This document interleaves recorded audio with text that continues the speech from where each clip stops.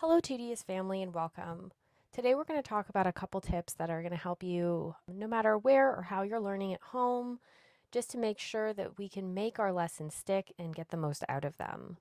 So, these are tips that I've pulled from my personal 10 years in teaching,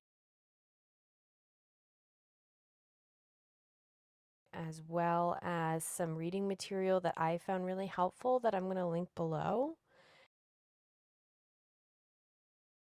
One of them I'd like to really shout out is a book called Active versus Passive Learning, and it's really helpful in just giving some research-based tips that are great for making learning really meaningful and making it stick long term. So one of the first tips that I would like to point out is problem-based learning. Can we take a real-world problem? And it doesn't need to be something huge. You can even start with ordering a pizza if you're working on fractions. How do we make sure we get an equal amount of slices to every person in the family? Or you can expand on it and you could work in STEM, for instance. We have a problem where we have someone who needs to get over the water. Here are the materials that we have. How do we build a bridge so it doesn't break? Another way that is really great is the Feynman Technique. Feynman Technique is when you have your children actually teaching the subject to you. So they learn the information and they teach it back to you. And this was developed by physicist Richard Feynman, who said it really in wonderful terms. If you can't explain it simply, then you don't understand the concept. And when you have kids explaining the concept back to you, presenting on it, say they have a report on a chapter that they're reading, can they teach it back to you? Or if they're working in groups, can they explain it back to their partner?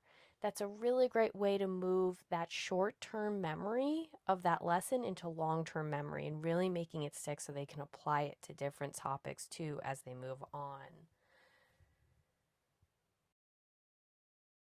Another one I want to shed light on is retrieval practice. So you're coming back to a certain topic, a theme in reading, whatever it may be, and you're constantly checking in on that topic, making sure that your child understands the concept.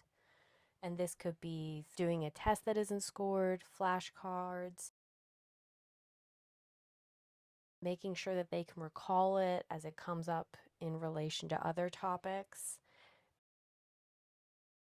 And then another thing that's nice about this, say that you're reading the theme on problem solving in a book.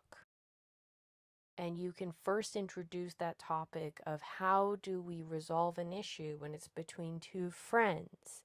And then you can come back to this topic and explore it with more depth. Say that you're also exploring history. How could we have avoided World War II? How could we have avoided certain conflicts? And then really they get to explore this in more depth and they really get to critically think on topics rather than just scratching the surface, then moving on.